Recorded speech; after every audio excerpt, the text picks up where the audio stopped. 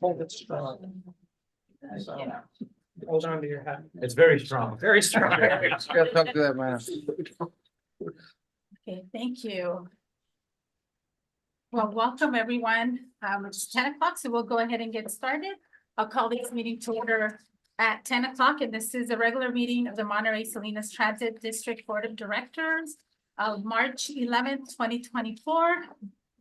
Good morning, all of those that are joining us here in the boardroom and also those that are joining us via Zoom. So just a couple of notes during today's meeting. The public has several ways to participate. Just want to make sure that I reiterate those. You can join in person in the board conference room. You can also join the meeting via Zoom, and the meeting ID is located on the agenda. It's 845-0083-6234, and the passcode is 652252. You can also join via telephone. The number is 1669.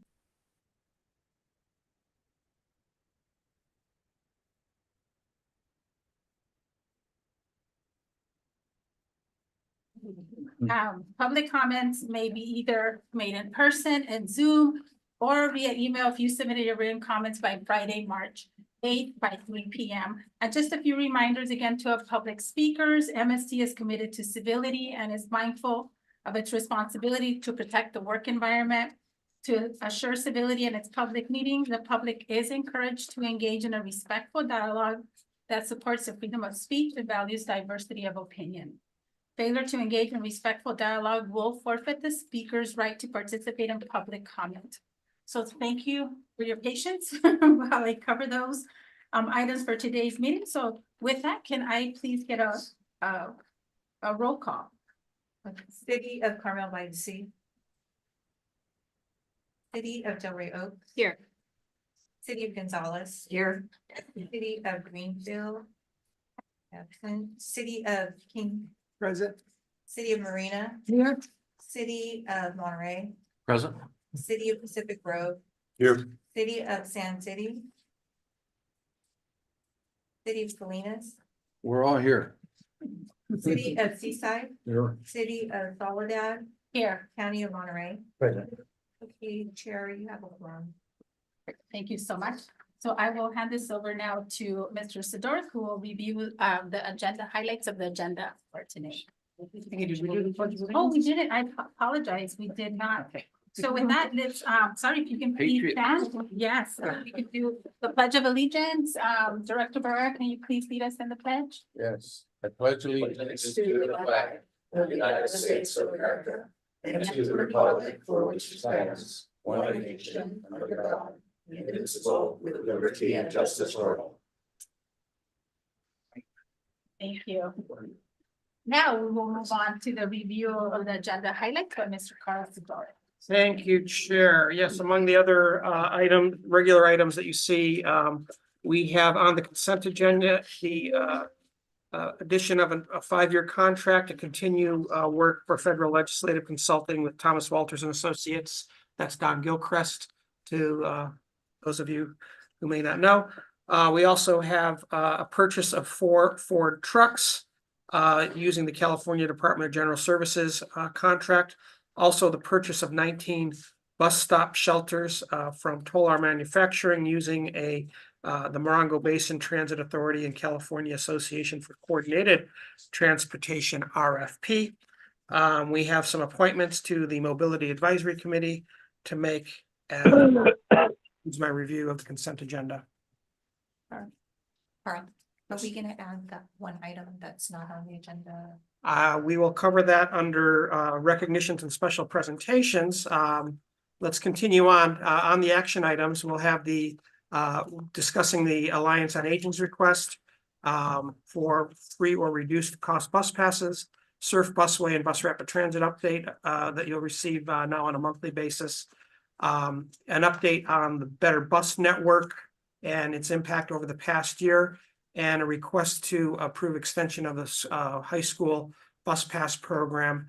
Under recognitions, we have a variety of recognitions, and we wanted to bring back from last month item was on last month's agenda, a person who wasn't here So during the recognitions, we're bringing back per the board's request, a member for recognition for their 25-year anniversary.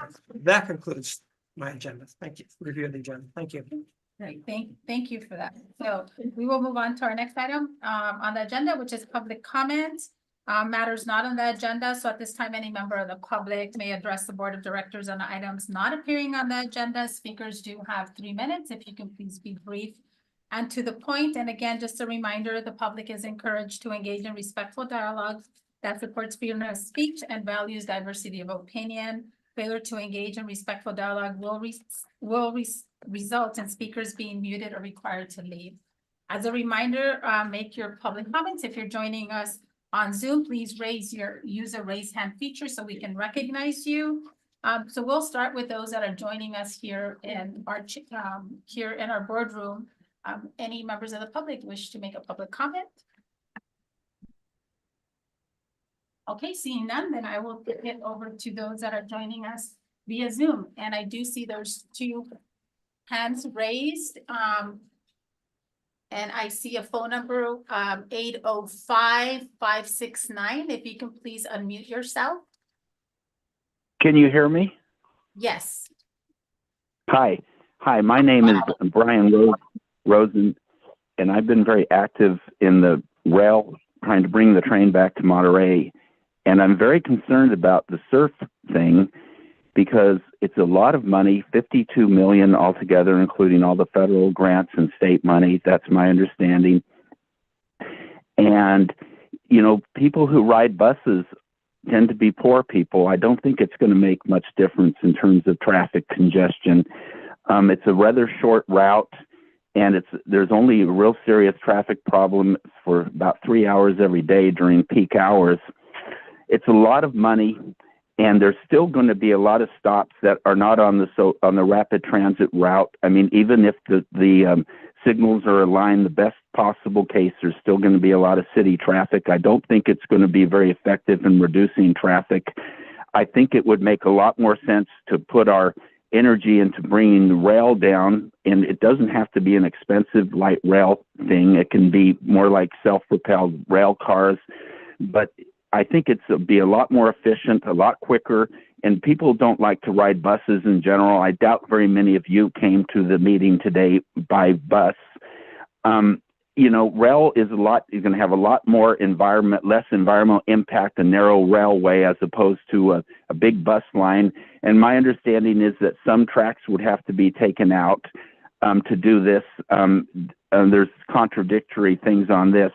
If the train is going to come through Castroville to Salinas, it wouldn't be so far to bring it. The surf busway does not allow other buses to go on it, like Amtrak buses, to help speed up the time and get them out of the congested traffic. That's my understanding. Or tour buses going to Carmel, which gets people out of their cars with a whole bunch of people coming in mass transit. So I think it would have a limited effect. And if traffic gets worse and worse, and it does, and then the side roads get more and more crowded, if the traffic increases, then it's going to be more and more of a problem and less effective, because it's only for 6 miles, the rapid transit route. It's not addressing people coming from the Bay Area or from, Santa Cruz. I think it's the wrong, it would be better to put the money and the energy into the rail, which is going to be less environmentally destructive. And we shouldn't be promoting development. That's a separate issue. I'm not pro-development, but that is separate issue. It shouldn't be tied to the surf line. And we just need a good rail transit, and that's what the public would like. It could share with the Del Monte Express eventually. The tracks do not need to be taken out. $54 million could do an awful lot. I'm not sure how much of that money from the state and the feds could be used for rail, but I think it's a mistake. And I would put it, I don't think it's going to make much difference for that short route. And how many people are going to get out of their cars? Mostly poor people who, no matter what you do, people don't want to get out of their cars, but rail is going to be more effective. Thank you so much for your comments. Thank you. I appreciate your listening to me. Thank you very much. Thank you very much. Okay, so now we have someone with a number 831-582-21705. Can you please unmute yourself? That's 582-2105. Good morning, board members. Lorna Moffett here. And, I recently wrote President Biden about how Monterey is so environmentally deficient when it comes to mass transit needs. How our small city is being devoured by cars and noise and pollution because people sitting on boards and councils don't do enough to protect it.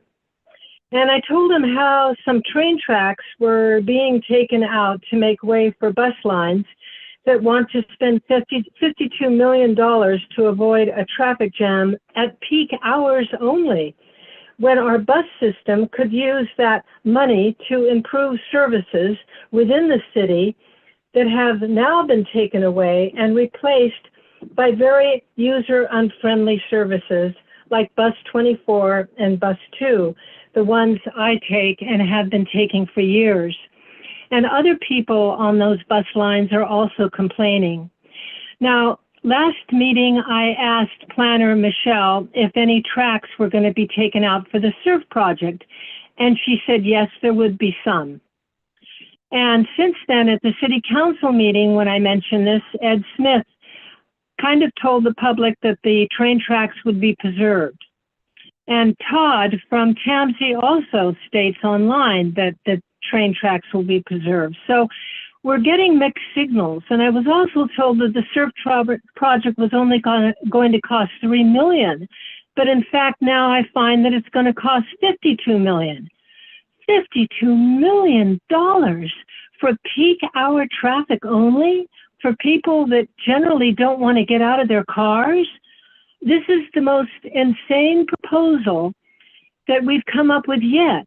We have an emergency now of climate change, and as our own ocean in the Pacific here is heating up to 16 degrees higher than it's ever been in the last couple of years, that brings on hurricane weather. Now we're having hurricane weather. And it's all because the planners need to start really taking better care of our city. Okay? Please do so. Thank you so much. Thank you. And just to remind the public, and I didn't catch this, but we do have action items related to the SURF project. So if you have comments on that, you can make your comments during that time. Thank you. Okay, and I don't see any other hands up. I think the individual with the 582 number 21705 already spoke. Okay, so seeing no other public comments, then I will close the public comment period and bring it back to the board for consent items. So for today, we do have 11 items on the consent calendar. So any directors wish to pull an item from the consent calendar for discussion or comment? Any members of the public wish to pull an item from the consent calendar for discussion or comment? I don't see. Okay, seeing none, then I'll entertain a motion to approve items 3, 1 through 3, 1 through 11. Second. Okay. So Director Emilio, first, and the second, Director Smith. All in favor, say aye. Aye. Any opposed? Okay, so motion carries unanimously. Jeanette, you got that? Yes, thank you. Perfect. Okay, so we'll move on to our next item on the agenda.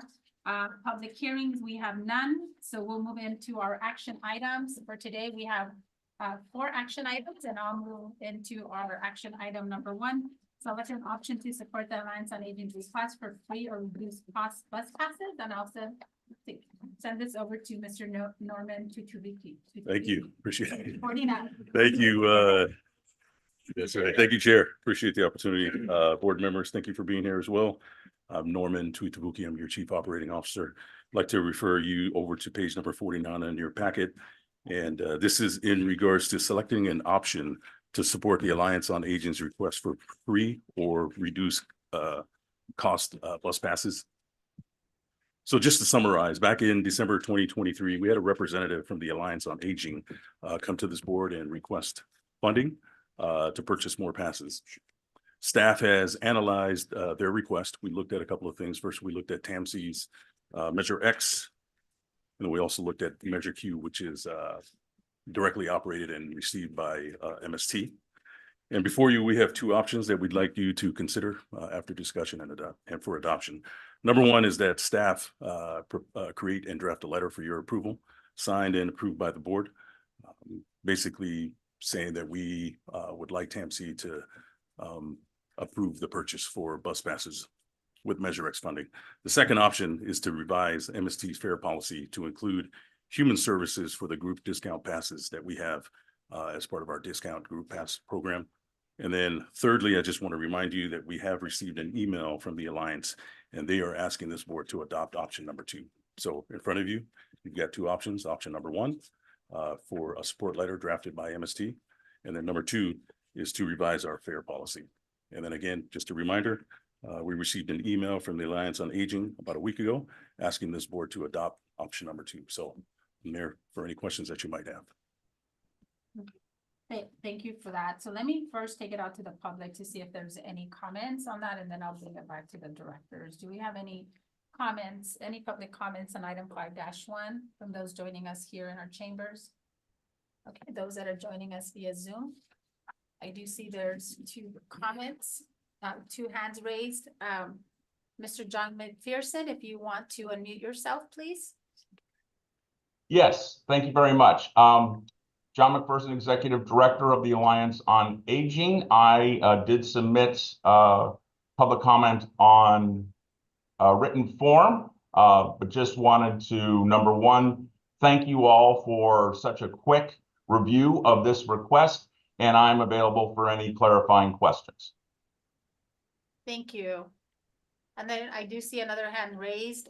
Again, the number is 582-1705. If you can please unmute yourself. Yes, Lorna Moffat, and I hope that the board members will give this request to the Alliance on Aging, because there are so many, aging people that need to use the bus and can't afford it. So that would be wonderful. Thank you. Thank you. And Maribel Trejo, you can please unmute yourself.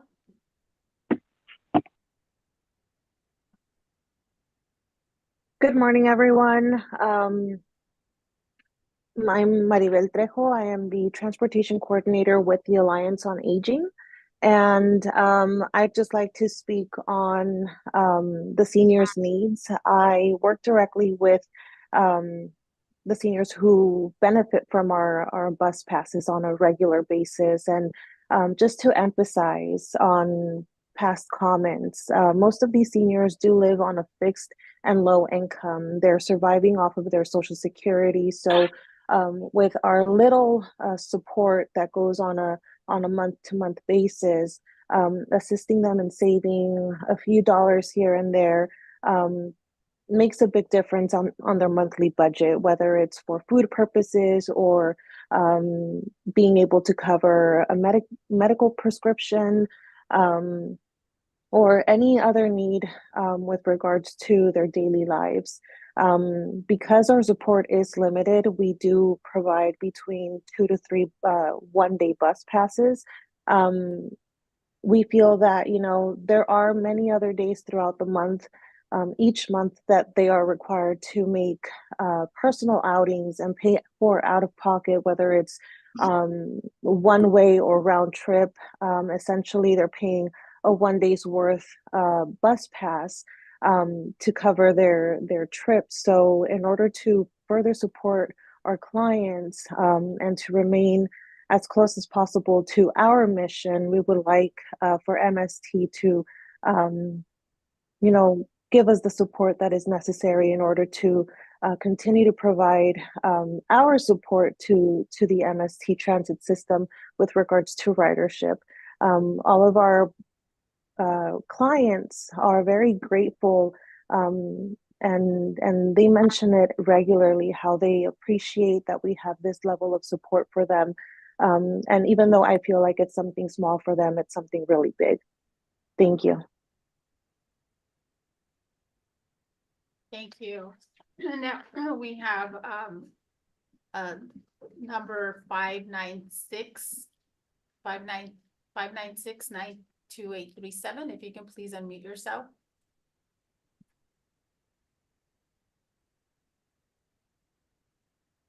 Five nine six nine eight 92837. Can you hear me? If you can please unmute yourself. It's an 805 number, 1805. Hi, can you hear me now? Yes. Can you hear me? Can you hear me? Yes. Okay, hi. I strongly support lowering the cost of the buses for the more elderly people who are in great need of saving money. They're having a hard time as it is. It's very important. And it also lowering the price of the transit is going to get a lot more people out of their cars. It's a proven fact. So that's what I just wanted to leave that comment. Thank you. Thank you for your public comments. So I'll bring it back to the directors for the discussion on this item. So I do see Director Labar and Just a couple quick questions. Okay. I'm sorry. Oh, okay, and Director Alejo. One is, Yes. under the Labar, measure, Moretti, and Alejo, sorry. under the Measure Q funding, aren't the taxi voucher program part of that as well? They are again, Measure Q funds are seniors 65 and older. Alliance on Aging has a different definition of seniors, and that's where some of the, in the past, the Measure X funds for senior transportation have been used, but changes at that level have pushed the issue here to MST. Gotcha. And I just wanted to highlight that one. It wasn't in the traditional Yeah. Measure Q funding list. Oh, I see. Yes. We missed that one. Taxi vouchers are, Part of that for as well. seniors are part of the Measure Q funds. That is correct. Which is an important component, and also want to express my appreciation to MST to bringing taxi vouchers down to King City. The 50% discount program, that is option 2. Are we looking to mirror, or is that going to just be an additional program? Because right now the 50% is for complexes serving elderly in persons. Yeah, it's expanding the group discount program For to the- include Alliance on Aging or similar types of organizations. All right, thank you. That's it. Director Woody? My question is either, and I don't know if they're still on, Maribel or John, do you have any idea approximately how many seniors are requesting these type of passes?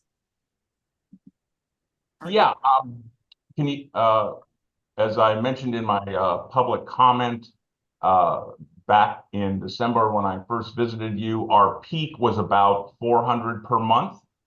That's when we had the previous program. Would we be able to match that if we were to get the 50% discount? A lot of that would then be on our shoulders to raise the funds to buy the bus passes at the 50%. But I'm pretty confident that with this partnership, we would be able to get back to that number and potentially exceed it. We have people coming in every single day asking for bus passes. Thank you so much. First a question Director Alejo. for Carl. Carl, did we have a previous program with the Alliance on Aging, previous bus, or is this the first time?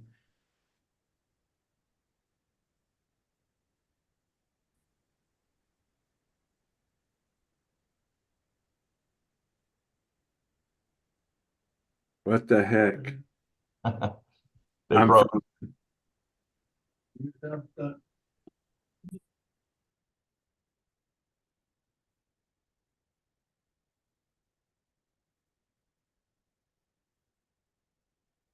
Use Measure Q funding, but there was the nuance between what they call a senior versus who Measure Q defines a senior. So this is kind of this is a way for us to provide something. Right. No, I appreciate it. I want to be supportive of the Right. option 2, because they have some skin in the game, right? They have to raise 50%. Right. We're trying to match them. they're only gonna really use it for folks who really need it. But I did want to recognize the work that Mr. McPherson does there at his center. A lot of seniors really depend on that, and if they're willing to use the transit, get out of house and go utilize those services, that's a very positive thing. But I was also just looking at the history of Measure Q, because they passed in 2015, overwhelmingly, like 72%. And the title was interesting because I think we really used who would benefit it to convince the voters, high propensity voters, that supported it overwhelmingly. It says local transit funding for seniors, veterans, and people with disabilities, sales tax. Right. So that's front and center, seniors, and it expires in 6 years, right? 2030. So these are for me, the kind of stories that help us build up public support, that when we're up for renewal in 6 years or before that, right? Probably in 5 years, you say when there's been needs in our communities from organizations like the Alliance on Aging, this agency stepped up to help them. And hopefully they'll convince to help us in our message with the voters to extend this for another 15 years.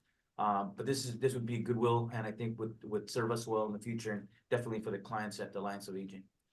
Yeah, so thank you, Director Alejo. So I have a few questions too before we move on, and I think I just want to I want to preface by saying that everybody here obviously is really seniors are really important to all of us. I think all of us do work in different areas, so I just want to make sure that in terms of supporting our seniors, I think MST has done a tremendous job in all different levels, not just with the Measure Q dollars, but also when it's when our seniors needed transportation for different climate crisis.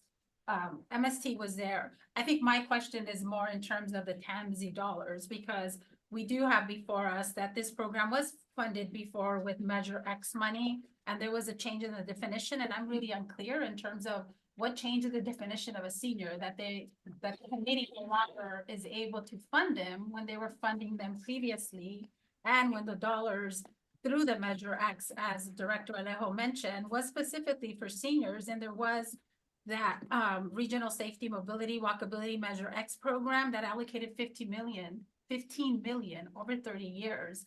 And so I'm just a little confused in terms of needing clarity of what was the definition that changed for the Measure X, the committee that now it makes them ineligible. And then where are those 15 million? I mean, that's supposed to be for that specific program. So why is it no longer being funded? Yeah, I couldn't speak to that. Maybe Carl can speak to that, but I can tell you that every year they accept applications for projects, different projects with the funding allocated. So there may have been not enough funding. I hate to speculate. So I don't know, Carl, if you know. No, Norm's correct. It's a eligibility based, project driven program, and Alliance on Aging had been receiving that money regularly. This past year, they weren't funded. So they're now seeking assistance, and within our programs and, the strings that we have attached, what we felt was the one option was to expand our group discount program to give the 50% off because it's a program we already have in place elsewhere. And so it's doable. It's not going to be a difficult lift on our budget. 400 a month is a lot for the Alliance on Aging. 400 a month for MSTs, not really a lot when we're carrying several million a year. So Chair, I want to respond to what you talked, and I can probably give you a little more information. The Measure X component that you spoke about, $15 million over 30 years, is broken down at $500,000 a year. The request for this last year was from several organizations. The Measure X committee looked at all the applications. As we know, most requests for grants exceed the available dollars. So the Measure X committee chose to ensure that basic components from all the organizations that applied received funding, instead of some receiving what they requested and some receiving none, because all the organizations were beneficial and needed by many members of the community. So what you saw was just an oversubscription of funds that were available. And so that's why this year, those funds weren't all fully allocated. In past years, there had been less organizations asking for those funds. and the committee was able to allocate the full amount. So just to clarify, but they did receive they did receive something or they received nothing? No, every application, the Received Alliance on Aging something? received They received roughly half of what they requested. And don't, I'm not gonna be. That's more exact- detailed than I have. Okay. Yeah. So can. Madam Chair, I just want to direct your attention to Mr. Todd Muck. Oh, Is- you'll make sure I didn't make a mistake. Thank you, Chair. So Todd, can you clarify then that there was, obviously there was a lot of applicants, we understand that. This specifically is for seniors. So did they receive a percentage or did they receive nothing in terms of their application? Good morning. What the determination was that Measure X's Senior and Disabled Transportation Service Program was specifically to support nonprofits that provide transportation to that target group of senior and disabled individuals. And the intent of the program was to fund transportation services, programs that provide unique transportation services that weren't provided by public agencies. So when we had initially funded Alliance on Aging in an early round, as we did the last round of the programming, looking at the fact that it was just turning around and purchasing bus passes from MST wasn't the intent of Measure X to specifically support other nonprofit transportation options. And that was the primary reason that we didn't fund that component of Alliance on Aging's grant. We did fund other components of it and the work they do for outreach to seniors and promote mobility. It was just the pass-through funding for bus passes, which was determined to be not consistent with the Measure X definition that the voters approved. Thank you. Thank you for that clarification. So then I have a question, and maybe it's to our team, because we get a portion of those Measure X dollars. Do we get a portion of those Measure X dollars since we are a transportation agency? Only for the Highway 1 bus rapid transit project, which we call the SURF now, and for transit facilities in the Salinas Valley. So the King City operations and maintenance building or a future Salinas Valley operations and maintenance building are eligible for Measure X. It's about 7% of the total Measure X funds are allocated to MST for capital projects. Okay, then my last question on Measure Q then, since this is Measure Q dollars and we do already have the taxi vouchers, seniors, ADA, the van pool, MST rides, transit, all of that's funded under Measure Q dollars. So what percentage of the Measure Q dollars can we get in if we're gonna support additional nonprofits like Alliance on Aging that now can't retain Measure X dollars? Is it possible that there's an increase in our Measure X percentage that comes to MST to be able to support additional nonprofits that require transportation for seniors? I don't have an answer to that question. I can come back to you and take that as a question and perhaps we come back in with our budget, draft budget in May, April, May timeframe to find out, where this may land for the future and what the impact may be on future budgets. If we're asked to do more support of these organizations. Thank you, and I would, I would appreciate that, Carl, only because if we open it up, and I obviously this is something that's important to us as directors, but we're opening it up, and then that means you're opening it up not just for one nonprofit, but you're gonna set a precedent. So with that is going back and looking at the Measure Q dollars in the formula and see if that can be changed or we can get additional funds to support for those additional costs that we are incurring now or will continue to incur. And I would just add, it would certainly make for a good argument for the continuation or increase of Measure Q when it comes to the ballot if we find ourselves oversubscribed or pushed by, so we'll find a way to tell our story. I think you have a couple more Director comments. No. I'm sorry, Director. Emilio. That's Emilio and Director Emilio, and then Director Pacheco. no worries. So I have a question. Is someone on TAMSI, represented on TAMSI, anybody? We have, Todd Mott was. I mean, On this board? Yeah. Oh, Several. So it sounds to me like we have to, I mean, I support the option 2, but the option 1, I'm just wondering if we could do both options where provide letters of support from MST to TAMSI. I don't know if it'll go anywhere. Mike, I don't, or, I'm good. Yeah, I don't mind, but I mean, I sit here as an MST board member, yeah, not as a TAMC member at this. okay. So no worries.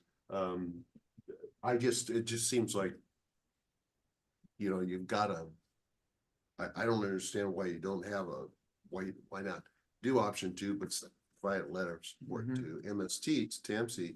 Maybe they might be able to help out with this, with the Alliance program. I'm just suggesting. At a minimum, it definitely shows, highlights the need within the county. Director Labaramico to Director Pacheco. You have your hand up. I totally concur. Just for the sake of moving this forward, Yeah. I'd like to make a motion to approve option 2 with the sending of the letter as you recommended to Nancy. And I'll second that. Great. Okay, so we have a motion on the floor, and a second by Director Emilio. Can I ask First by Pacheco. if they would consider a friendly amendment in the letter that it also includes highlighting the need within our county? And if we have any data that shows the increasing need over the years since the. Yeah, I think we have some stats from the census that can show what the projections for seniors and people with mobility limitations. I'm certain we can Yeah, I'll go with it. come up with some statistics for that. Thank you. Okay, so we accepted that friendly amendment. Jeanette, you got that? So all in favor, say aye. Wait, Oh, she's saying something. It sounds like it's a third option. They're approving both option 2 and option 1, with option 1 emphasizing that the need for the county to, the need within the county. Yeah.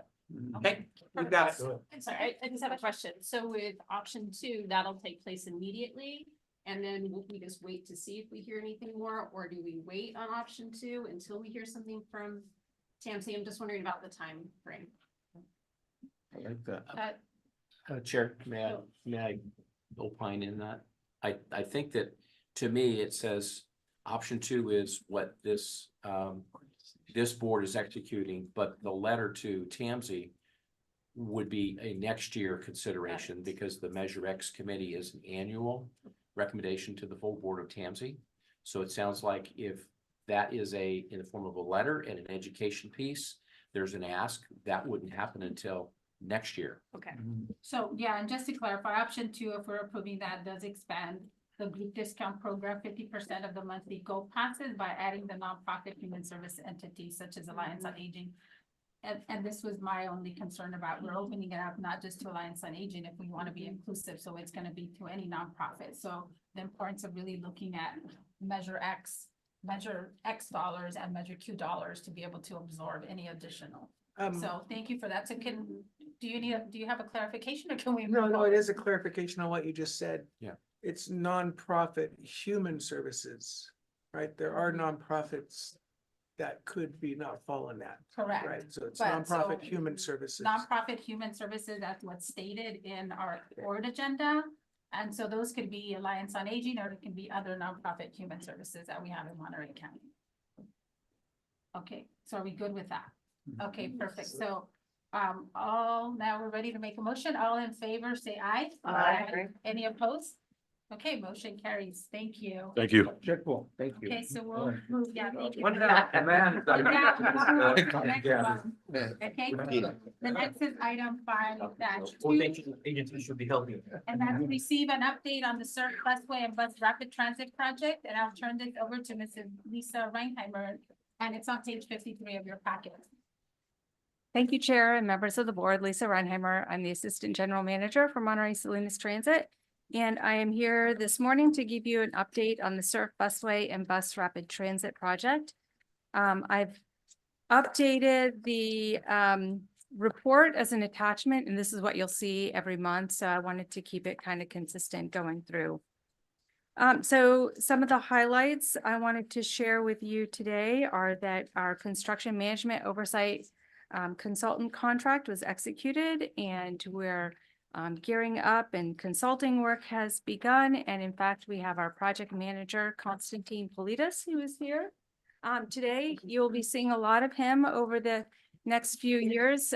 He'll be helping us out with making sure that the contractor delivers on what the plans say and the specifications require. The Marina Tree Committee at the end of February recommended that the Planning Commission approve a tree removal permit for the project. So that was a positive first step. Our Planning Commission is slated for April 11th. So I'll be able to give you an update next month as to that piece of approval. MST, as well as TMC and PG&E conducted a site visit last month at the intersection of Playa in California and Sand City for utility relocations. So that process has started. I should note we have somewhere around 40 different types of permits or agreements that are required for the project, because it does span through 4 different local jurisdictions and state jurisdictions as well. We conducted a Federal Transit Administration risk review at the 65% design milestone in January, and we received our results back this last month with overall positive analysis, and they were looking at cost, scope, and schedule. We also updated our SURF website, which you can go to. It's first and foremost at the front of our MST webpage, mst.org. You can click on that SURF image, and there's new information in there. We just released a ridership forecast report that you can take a look at and rearrange things so that they're a little bit more logical and understandable for the public to review. We also conducted a bus ride, I guess I would call that, with some residents of the city of Marina, as well as board member Bisher, as well as the mayor of Marina. That was illuminating, although traffic wasn't nearly as bad as it usually is Monday through Thursday. We did hit some significant traffic anyway, and we were supposed to arrive at the Monterey Transit Plaza at 8:10. We arrived at 8:31, missing those critical connections for our riders. So that's one of the goals of the project, is to make transit more frequent and more reliable. So being able to get through Highway 1 traffic is critical to being able to deliver on that promise to make transit more reliable. Getting to work, missing your connection is not reliable. And then I've also included our project update that hasn't changed since last month. We're working towards all these permits that I talked about over the next several months and trying to get to construction mobilization in September, October of this year. And I guess the last thing I would mention is that one of the critical items that we have to get through is the California Coastal Commission. We've now responded 4 times to the Coastal Commission's request for additional information, submitted easily thousands of pages of paper answering their questions. Our most recent was March 1st. They have a required 30-day review period, and at this point, we feel like we've given them all the information we could possibly give them. So we want to get to a commission agenda as soon as possible to get that coastal development permit as we continue to get the other permits with the local jurisdictions as well as Caltrans. And I noticed that there were some comments at the beginning of the meeting, and I'm happy to answer or address any of those comments if the board wishes to do so. But at this point, I'll stop and answer any questions you may have. Thank you for that. So let me take it out to the public. If there's any members of the public that wish to make comments on item 5-2, those that are joining us here in our chambers. Okay, seeing none, then those that are joining us via Zoom, and I do see, oh, He spoke on public comment on that. okay, Oh, he's back. okay. So, an additional comment, from 805-596. If you can please unmute yourself. Hi, you can hear me, right? Yes. Hi. You know, I'm really concerned about this surf project, and I think it's a mistake. You know, doing the rail lines are already there. It's not going to require removal of beautiful trees to reinstate the rail line.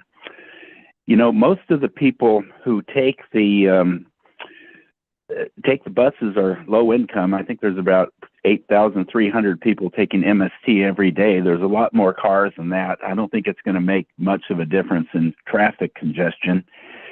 You know, there's about 3 hours of bad traffic every day during rush hours. So I really question how good this is going to be. Putting a 20-foot or so wide busway in is going to have a lot more environmental impact than just using the railroad tracks that are already there. A lot more environmental impact, a lot more asphalt, a lot more paving.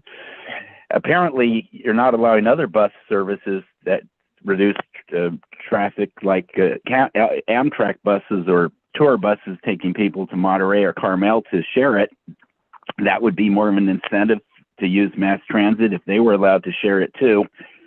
You know, the rail line is going to be extended to Salinas. I'm not sure exactly when, but from Castroville, it's not that far to Monterey. I think we're spending a lot of energy and human energy and money that could be spent better. Never too late to make a better decision. You know, even yes, I read about the coordination of the traffic signals. That's good to accommodate buses once it gets off its 6-mile route, but that's only going to go so far. And traffic could get a lot worse as the highway, if the projected growth goes through, and that will make it less feasible. There's still going to be stop and go traffic on those other highways and signals. A train would be a hell of a lot more efficient and to get more people. But it is a rather short route, so I don't think it's going to make that much difference, not from the people coming from the Bay Area, not from the people coming from Santa Cruz. Better to spend our energy bringing the train to Monterey. It doesn't have to be an expensive light rail. It could be just some self-propelled rail cars, you know, something, you know, not the most expensive kind of thing, doesn't have to be electrified.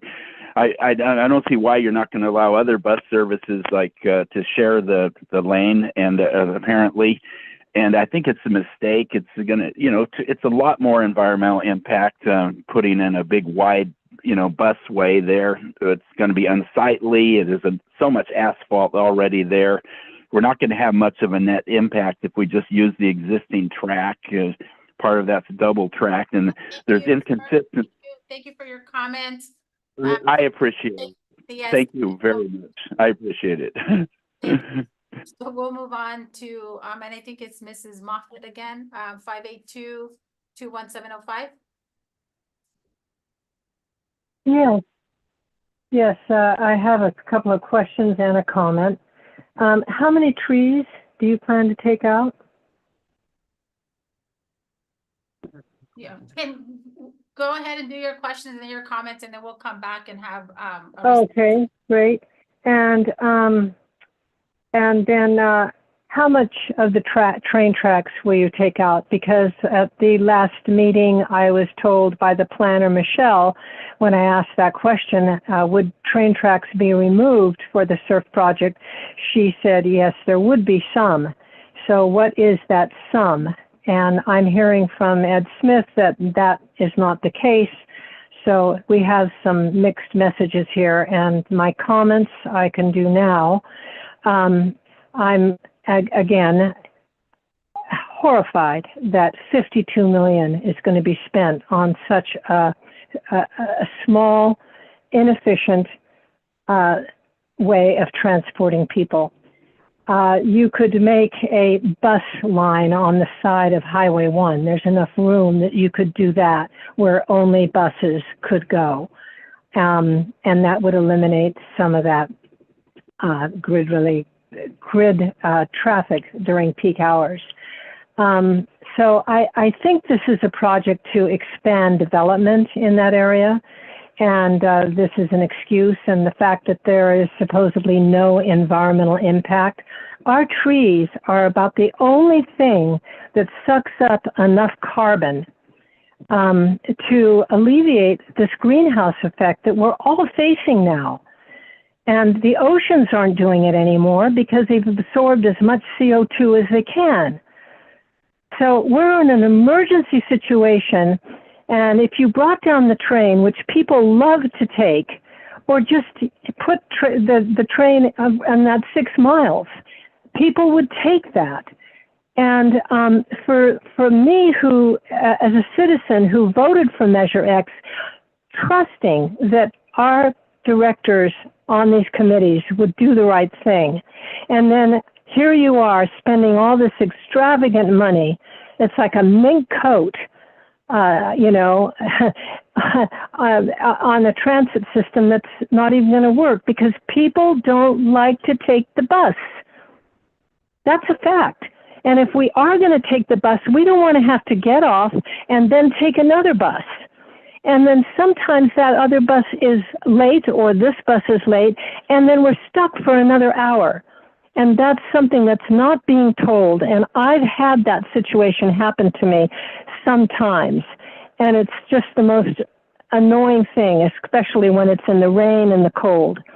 So you need to take that money and make the transit much more friendly in Monterey itself. Thank you. Comments are noted. Thank you. Thank you.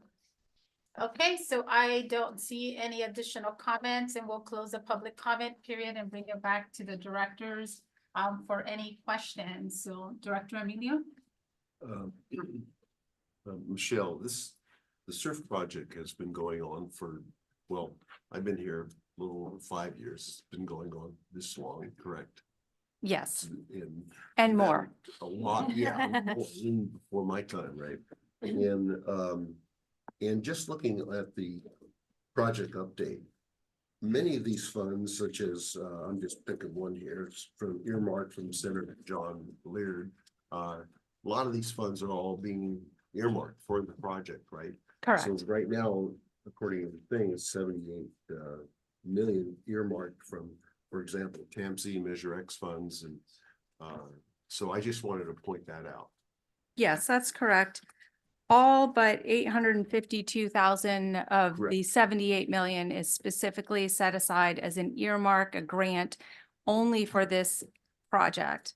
If the project were not to go forward, those funds would have some of them have already been spent. The others would revert back to funding programs and reallocated to different projects, not necessarily in Monterey. Okay, thank you very much for the update. Appreciate that. Thank you. And Director Carbone? Yes, just some clarification, Lisa. So when we start to look at at the SURF project, the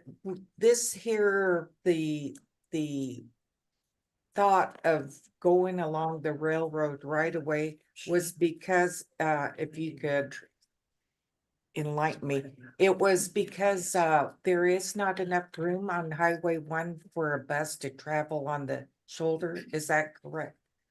Partially. We looked at utilizing the shoulder of Highway 1 in a report from 2018 that your board reviewed and essentially approved. And buses operating on the shoulder would also be a consideration. But there is more needed on the side of the shoulder for buses to operate. But more importantly, the California Highway Patrol has come out in strong opposition for operating buses on the shoulder, citing significant safety concerns. They view the shoulder as the place where they operate in emergencies and responding to, traffic and what have you, and have come out against using the shoulder again, citing safety concerns because there have unfortunately been members of the CHP who have died in the light of duty on the shoulders. Okay, thank you. And I just wanted to bring that for clarification to anyone listening in on this item. Madam Chair. Thank you. Director Barrera? Yes, you can call me Carbone. Barrera. No, I want you to call me Alejo. Ms. Overmeyer, thank you for the presentation. Yes, we've been at this for several years, but you know what? I always tend to listen to people that take the time to call in or to come here. Because it's not easy just to be involved in, these people have done a lot of the homework, the people that have called in. Just for their concerns as well, just briefly. Some people are saying this is a waste of money, other people are saying it's a great investment. We're gonna knock down, I don't know how many trees, just overall. Just a brief comment of this is an investment. Somebody mentioned nobody rides the buses, but then we hear there's several people that ride it. So for the sake of the people that did call in, just share a little bit of this community investment, please. Sure. Thank you for the question. I did write down some notes, so I'll go through the ones that I wrote down in response. So there was a question about whether Amtrak buses could use the busway or other tour buses, and that would not be acceptable by the Federal Transit Administration. So it is restricted to mass transportation, public agency types of services. However, we have been coordinating with our emergency response partners so that they have access should they need it. In case of an MST bus, needing emergency response or whatever they deem. We're not going to get into the business of emergency response, obviously. Someone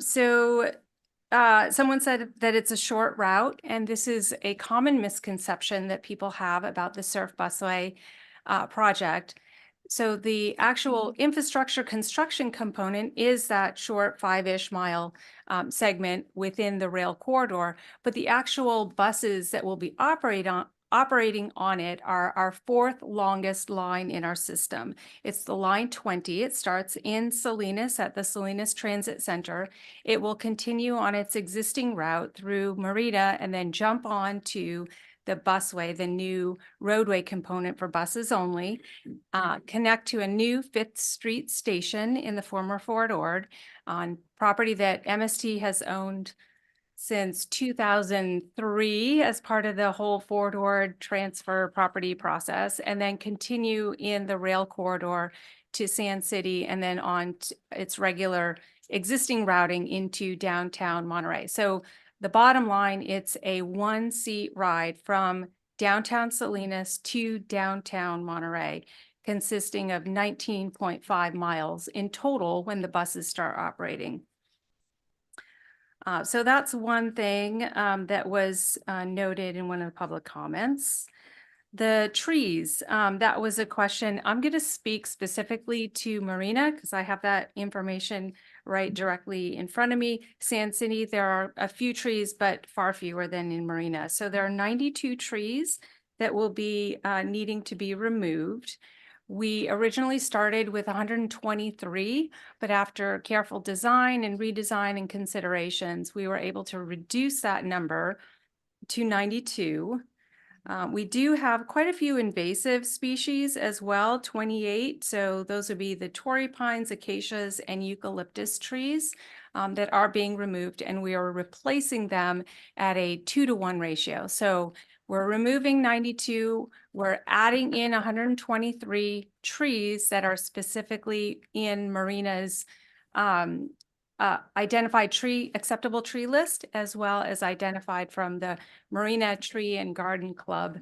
We wanted to make sure that we were consistent with the city of Marina's aesthetic look when it comes to landscaping and trees.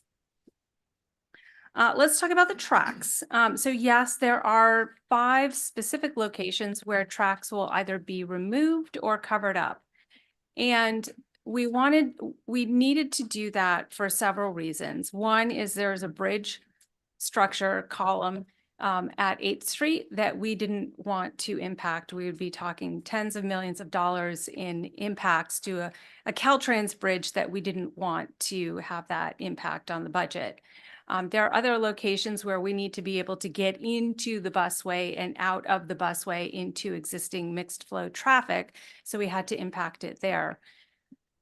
And what our designers and engineers, and in coordination with TMC, who owns the rail line, what they're telling us is that track is so ancient, it would all have to be removed anyway in order to be able to return passenger rail service to the peninsula. The last passenger trip came through here in 1971, or at least that's what the internet tells me. And that has been undermined by years and years of neglect, by gophers, by weather. The ballast itself is not structurally sound to be able to carry rail. So what we've done is carefully preserved the entire corridor, left the majority of the rail tracks in place, although when rail does come in the future, they'll need to be refurbished to meet Federal Railroad Administration standards, safety standards. So what we've done is we have a 100-foot wide corridor. Sometimes you can see the fence line, sometimes it's just a post. And in the center of that, at 50 feet, it's a rail. We're only taking 32 feet of that, so the rest can meet current standards for passenger rails, including double tracking. Our engineers not only work on bus rapid transit projects, but they also work on rail projects. And so they know the standards more so than I do. And that's the information that they're sharing with me. Okay, so we talked about bus on shoulder. The other thing I wanted to mention on bus on shoulder is we can't get the travel time savings as much as we can with our own dedicated roadway because we're not allowed to go 10 miles past the prevailing speed of the traffic next to us. So if it's going nine miles an hour, we can only go 19, whereas on our corridor, we can go up to 55 miles per hour. We get that travel time savings for our passengers, which is the thing that makes public transportation attractive to people so that they can get to their destinations on time and quickly. Two last things, and then I'll stop. In terms of greenhouse gas emissions savings, with the expected ridership gains that we anticipate to get, we will also be getting more people into public transportation, which inherently has greenhouse gas emission savings. So we estimate, based on our greenhouse gas calculations, that we will be saving over 1,900 acres annually of forest as it's calculated by the EPA's greenhouse gas equivalency calculator. So 1,900 acres of forest sequestered, taking in that carbon and holding it there, 1,900 acres worth every single year this thing is in operation. Ah, yes, thank you. And thank you, But wait, Norm. there's more. Great assist, but there's more. We're also operating only with zero emission vehicles. And it's going to start with the line 20, of course, but as our fleet transitions entirely into zero emission vehicles by 2040, because that's the mandate, we'll be able to add more buses in there and fully utilize the investment that we're making into our community. And then the last thing I wanted to mention, in TMC's 2022 Regional Transportation Plan, they have identified rail back to the peninsula. And that estimate in 2022 dollars is $270 million. That's a significantly larger amount of money than the $78 million that we have today secured that we will be delivering to our public and benefit our residents. Thank you, Lisa. I really appreciate all of those follow-ups for clarification. And so before we move on, Director Fisher and then Director LeBar. And Director Sher. And then I'll go. Okay. Okay, thank you, Madam Chair. I would like to thank you for having offered a site visit at the future Fifth Street station, especially for the City of Marina tree commissioners, because that was very clarifying. And thank you for having already looked at what trees can be saved, and that's why the tree committee recommends approval from the planning commission. And that Fifth Street station will be new, and just to explain to the members of the public as well, it will be the first station that offers access to line 20 for South Marina, the Dunes, and the college, the CSUMB students and faculty. At the moment, the bus from Central Marina goes onto Highway 1, bypasses South Marina. So for people in South Marina to reach this bus line, they will have to travel to either the Central Marina or it takes a slow bus to Sand City. So this, I think this will be a very good improvement. So thank you. Thank you. Thank you, Director Shirley. Yeah, thank you, Chair. Thank you, Lisa, for your presentation. I think this is great to have a wonderful, an update monthly. I come from a jurisdiction that almost completely derailed a wonderful active transportation project. So I'm curious to know if you could talk about your outreach to the cities that we still need permits for. I'm assuming, I know you've done a lot of work for the Coastal Commission. I'm assuming you expect that coastal permit will come through. But I'm also curious to know about your outreach for the cities and getting their approval.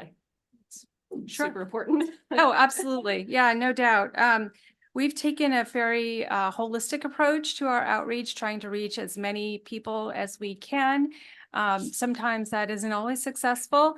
And at the end of a project, you'll probably hear somebody, oh, I never heard about this, but we have had over 140 different types of meetings, whether it's outreach at, the farmers markets. We've been to Marina Farmers Market talking about MST in general and the surf project. We've gone to city councils several times in the jurisdictions. Most recently, Michelle was talking about transit-oriented development and will be talking about transit-oriented development as it relates to the surf project. We have had several site visits with community members, like the one at Fifth Street Station, but we're always open to that if somebody wants it. We did the transit fair, surf transit fair and family fun day last year, where we had about 150 people show up at the Marina Transit Exchange.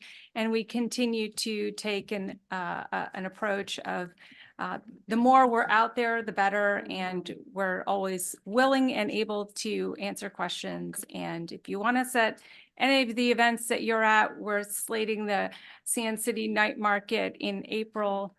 So that's a good one. And yeah, we're just happy to talk to anybody, anyone, anywhere, not anytime, as long as it meets our schedule.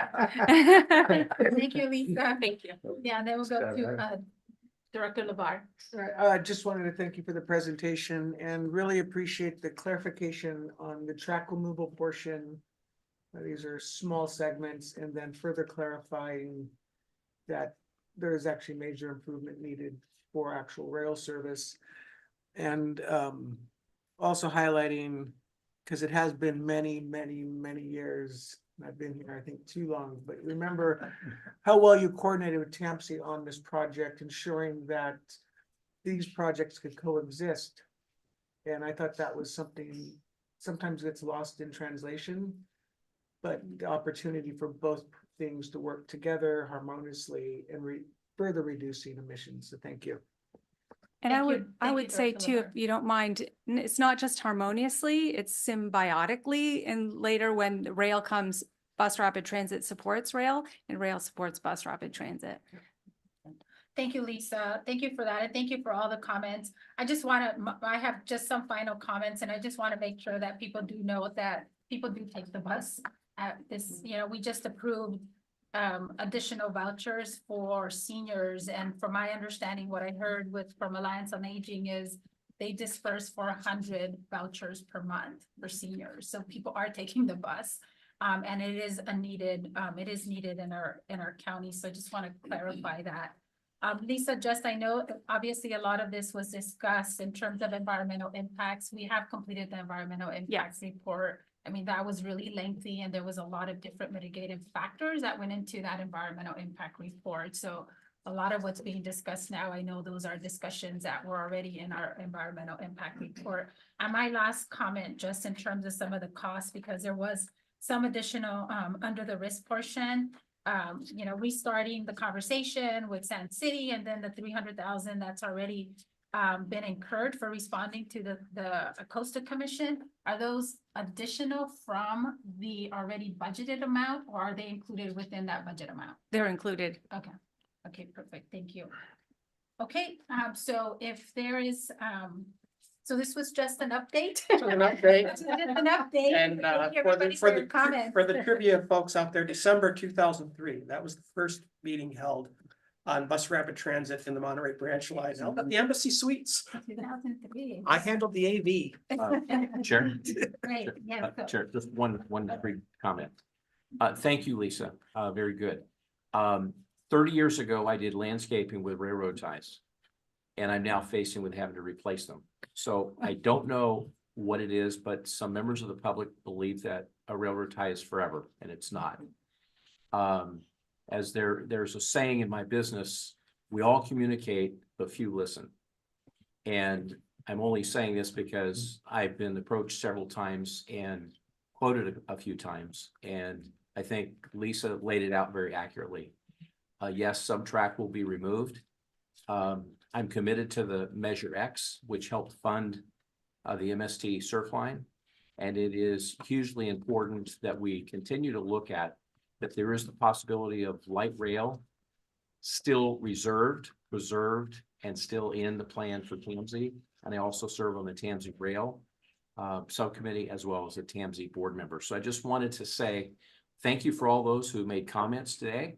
And continue to bring those comments, even though we have to fine tune to make sure the concepts are understood well, because it's a confusing project, but it is a very important project for this region. So I just wanted to say railroad ties need to be replaced and we need buses to bypass the huge traffic jam that caused one of our board members to be late today. So we move ahead, but thank you, Chair. Thank you. So let's move on so we can, let's move on to our next item, which is item 5-3. Receive an update on the first year of the Better Bus Network. And I'll turn this over to Michelle Overmeyer and Emma Patel. And this is on page 59 of your packet. Good morning, board members. Michelle Overmeyer, Director of Planning and Innovation, and I'm joined by Emma Patel, our planning manager. Yes, people do ride the bus, and that's what we're going to talk about. On page 61 of your full agenda package, you'll see a full report on year one of the Better Bus Network. Next slide, please. So some of you have not been with us from the beginning of the ride. So just to recap here why we did this. We did a comprehensive operational analysis. Some of the reasons were we had declining ridership and revenue from our military partners. We had the COVID-19 health emergency. We had some staffing resources. And then we found that we had made changes to our system over the last 20 years without a consistent policy on where and how much service to provide. So this was an opportunity for MST to review its array of public transportation services, evaluate performance, and then help set direction for the future. Next slide, please. So your board approved direction for us to focus on ridership over coverage, equity over equality, and then a regional balance. And so what that means is focusing our service on where the ridership is, focusing where the greatest need is, the low income and minority communities, and then doing a better job of balancing service. Before this change, we had provided a little more service to the peninsula than we did to Salinas, so we've balanced that out. Next slide. I wanted to point out here that we do have a Title VI program for MST, and we have service standards that are within that program.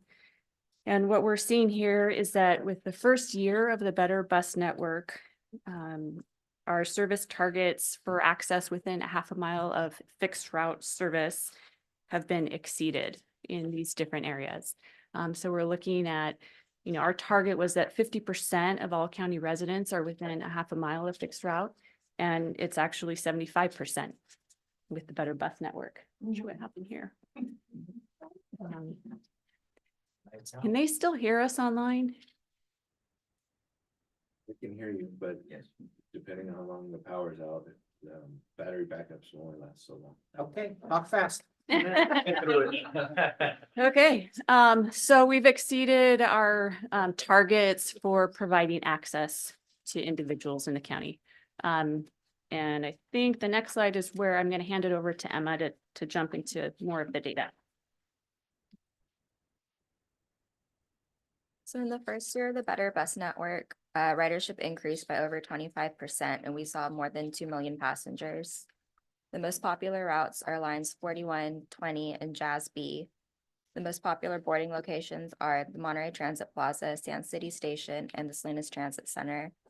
Outside of transit centers, Northridge Mall, Cannery Row, and Fremont and Ord Grove are the most popular boarding locations. During the COVID-19 pandemic, ridership dropped drastically, but it continues to rapidly increase. In December 2022, ridership was around 50% of pre-pandemic volumes, and as of December 2023, ridership increased to about 64% of pre-pandemic volumes. Next slide, please. Just needed to know you were coming. Refrigerator. Prior to the Better Bus Network, many routes operated at a low frequency, with nearly half of all routes operating once an hour or less, which made it difficult to get anywhere in a reasonable amount of time. Previously, trips between Monterey and Carmel Valley, Sand City to Carmel, and South County to Hartnell College were all a one-seat trip, and they now require transfers. Monterey to Carmel Valley now requires you to start at line 5 and you transfer to line 24, which takes about 55 minutes compared to the previous 49 minutes it took on the old line 24. However, on-time performance of line 24 was consistently below the minimum standard of 75% pre-BBN, and it was over 75% for 10 of 12 months of the first year of the Better Bus Network, which leads to more reliable options. Previously, going from Sand City to Carmel took 40 minutes on line 11, and now you would take Jazz A and transfer to line 5, which takes 47 minutes. However, line 11 had 3 a.m. trips and 3 p.m. trips that were spaced about 70 minutes apart, and now you have half-hourly service throughout the day.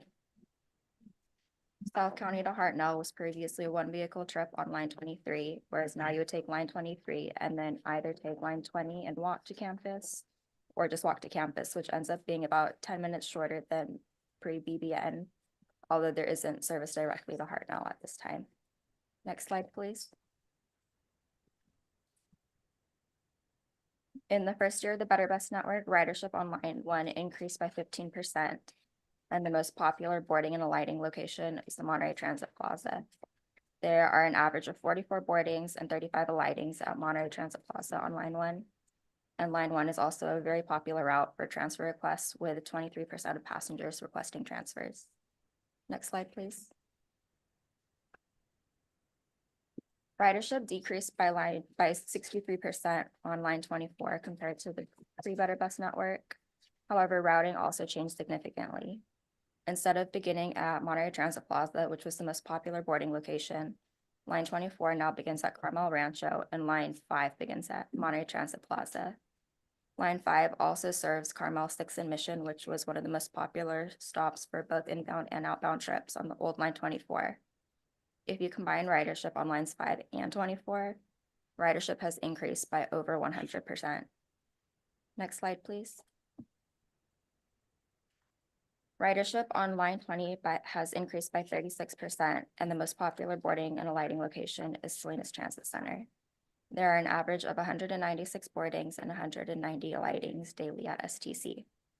Del Monte and Palm in the westbound direction is the most popular boarding location outside of any time points, with 30 daily average boardings pre-BBN and 34 daily average boardings during the Better Bus Network. Next slide, please. Trying to get them to say that. In 2021, the South County Service Plan was adopted, recommending the shift to South County on-call services to fixed route circulator lines in each of the South County cities to meet the demands of growing communities. Line 34, the King City Circulator, replaced King City on-call service at the start of the Better Bus Network. It's the first South County circulator to be implemented and had over 5,000 passengers in the first year of the Better Bus Network. Soledad and Gonzales circulators are almost at final design and should be the next circulators to be implemented. Overall, South County on-call and circulator boardings have decreased by 4%. Gonzales and King City on-call and circulator saw a decrease in ridership. However, overall ridership in King City has increased, and on-call ridership in Soledad and Greenfield have increased. Next slide, please. There were 520 canceled trips in the first year of the Better Best Network, which equates to about 0.2% of overall trips. 252, or almost half of these trips, were canceled due to driver shortages. Other reasons for cancellations range from hazardous road conditions to mechanical issues. Line 43 had the most cancellations with an average of 6 cancellations per month. Every other route had 3 or fewer cancellations per month on average. Next slide, please. Since the Better Bus Network, passengers can enjoy 2 hours on MST services for the price of a single ticket. Passengers must request a transfer when they first board the bus, and it's good for the next 2 hours. 19% of all boardings were made using transfers, which is about 34,000 boardings per month. Line 24 and 96 had the highest percent of transfer boardings, and line 5 and line 1 had the highest percent of transfers issued. Next slide, please. In May 2021, MST began offering contactless fare payment technology on all of its buses. In the first year of the Better Bus Network, over 119,000 boardings have been made using the contactless tap to pay. The prior year saw just under 60,000 boardings, which is a 101% increase.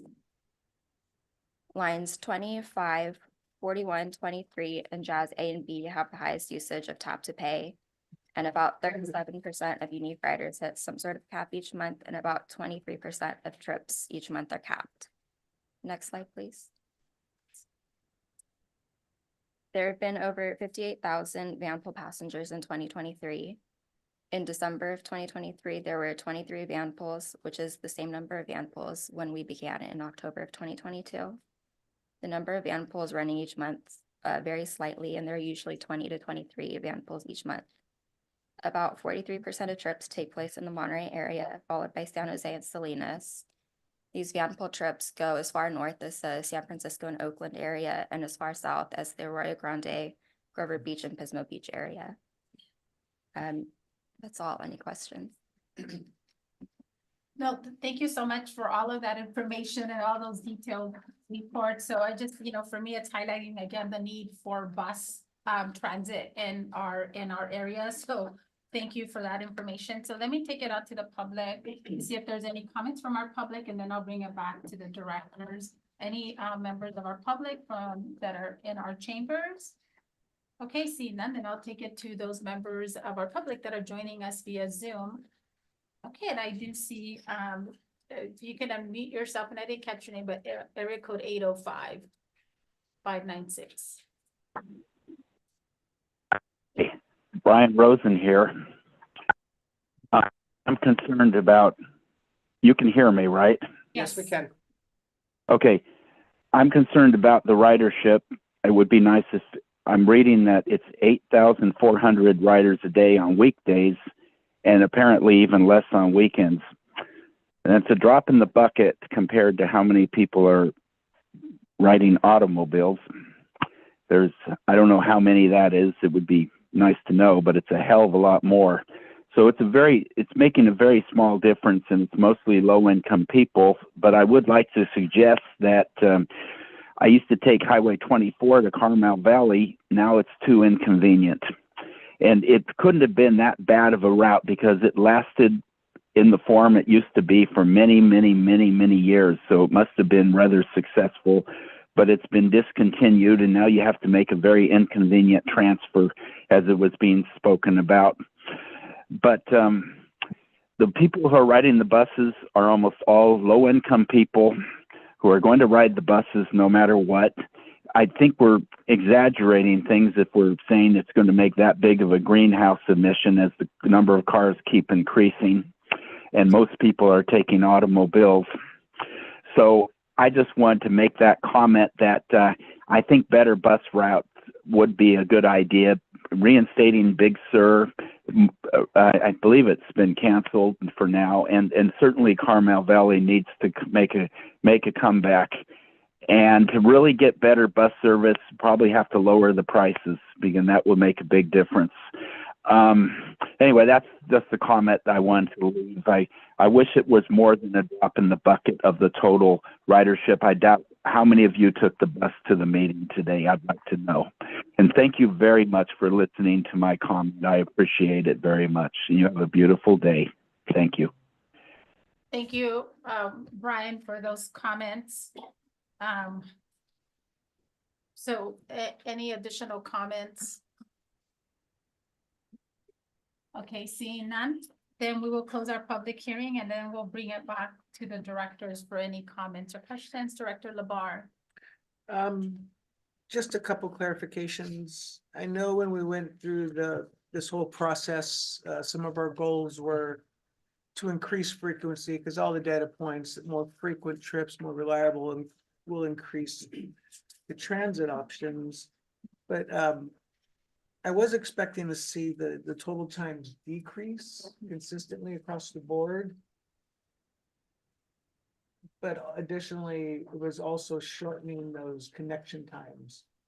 So while we may have a some that increased on the total length of the trip, our connection times are still meeting our metrics.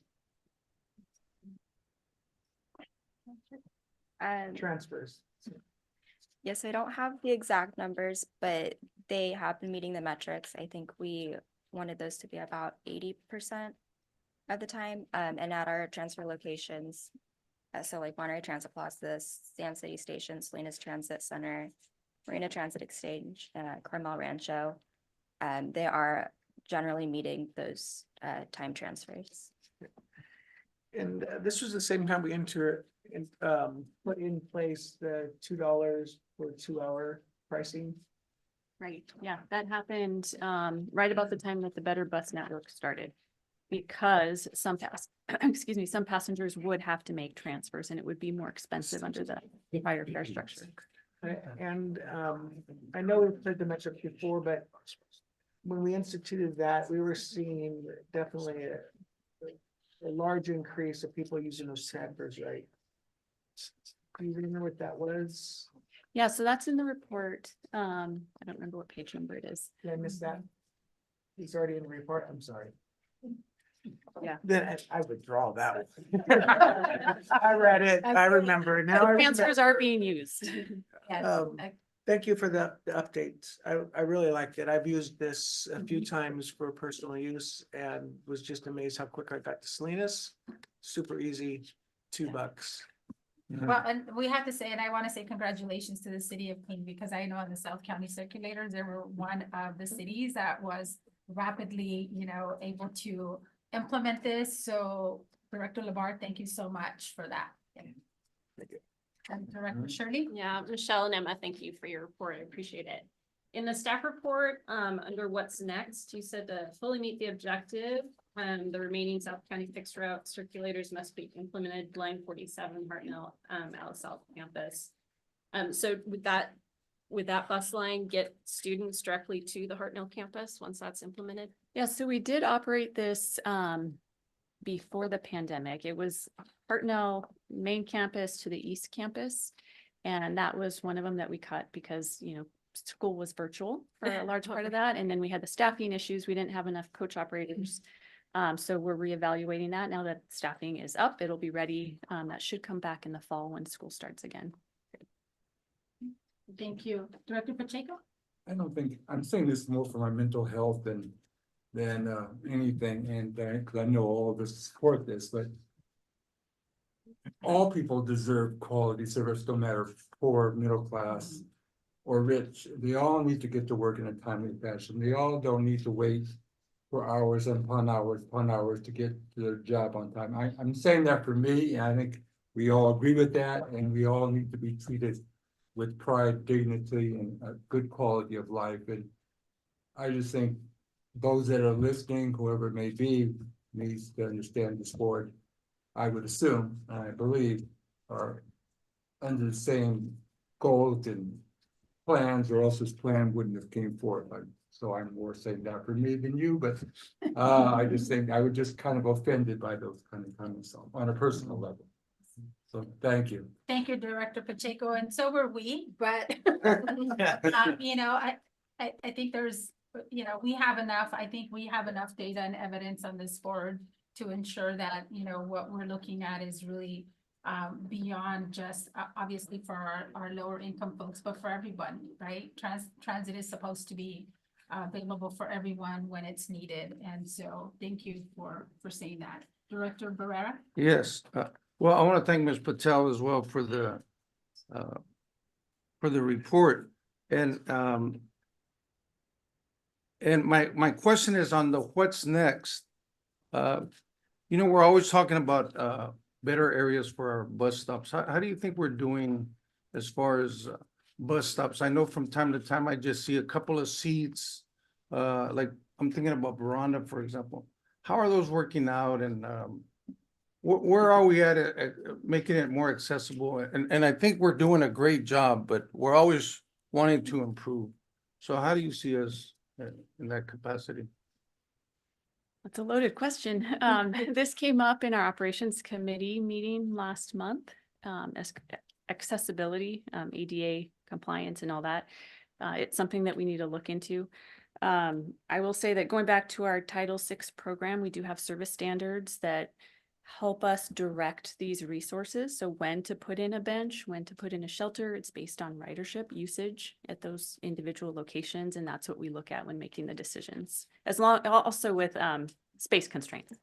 And you know what, Madam Chair, if I make a comment, and on that note, I remember when Hartnell, the Mecha Club, the Salinas High School District got together, and man, we just came together as a partnership, and they built this, I'm going to call it a state-of-the-art bus stop, because it's even accessible for people in wheelchairs. So I thought that was a great partnership. So thank you for your work. Thank you for your comments, Director Barrera. So. Get the name right, please. Got it right. Got it right. Unless you want me to call you something different. I don't mind if you call me LA. So, if there's no other comments, I just want to make my final comments. Michelle, I want to say thank you so much for putting this together. I think it's important as we're looking at the Better Bus Network and assessment, right? We obviously, once all the circulators, and I'll speak for South County, is once all the circulators are in place for all of our South County cities, I think we'll be able to see some different numbers in terms of outcomes and riderships too. So we're really excited about that. And obviously, as we continue to have the partnerships with Hartnell and with MST, and when that need comes back, there has been partnerships in the past. So how do we continue to strengthen those partnerships to ensure that, you know, our students, our families are provided with those opportunities to ride transit, get off their cars, and really utilize an effective transit system that I think we're all working towards as part of the Better Bus Network, as part of the SURF as well, so that it's all connected. But it all needs to be implemented and then assessed. So I really appreciate you bringing this back. And I think as we continue, we'll continue to assess the Better Bus Network and just how its changes have been reflective and better use and accessibility for our community. So thank you. Okay, so with that, we'll have our final action item, and that's action item 5-4, approve extension of the school pass program. And I'll turn this over to Michelle again, and that's on page 77 of your packet. Thank you, board members. Again, we do have people that ride MST. We do have bus riders. So in 2020, your board established the school pass program with a monthly rate of $13 per pass. We were using a cap and trade grant from the state, the Low Carbon Transit Operations Program. That funded $6.50 per pass. And then participating schools, school districts, and youth serving organizations would contribute another $6.50. The state grant has come to an end, but we do still have a lot of interest in the program. We did receive an email last week from one of the participants who's interested in continuing it. So I have a recommendation here to approve extending this program. There's two options here for your consideration. Option one is to use general fund money up to $25,000. So this would be where the participating organization pays $650 per pass, and then MST contributes another $650. Option 2 is the participating organization pays the full $13. So with that, I can answer any questions you have. Okay, thank you, Michelle. So let me take it out to the public first for those that are joining us here in the chambers. Any comments? Okay, seeing none, then I will take it out to those that are joining us via Zoom. And I have PK Diffenbaugh. PK Diffenbaugh, yeah, the superintendent. So if you can please unmute yourself. Yes, thank you very much. And thanks for the opportunity, board members. I just want to express my support for continuing this program in whatever way the board sees fit. Obviously, option 1 would be my preference, but we're open to whatever the board considers given your situation. I will just say I have been listening for a while, and those who think that people do not ride MST, I invite them to come to the Monterey station early in the morning and see the students getting off the school bus and walking up to Monterey High School. It's quite extensive, the amount of students who ride MST, and that this program certainly helps them and their families continue to ridership in a way that is more economical for them. So just want to urge the board to continue this program in whatever capacity is possible, given its impact on our students and our families. Thank you so much for your comments. Okay, and seeing no further comments, and I will close the public comment period, and I will bring it back to the directors, and I have Director Shirley and Director LeBar. Yeah, thank you, Michelle. In option 1, you have up to 25,000 in MST funds. Would that cover the requests that we generally get? I'm confident it will, yeah. Okay, great.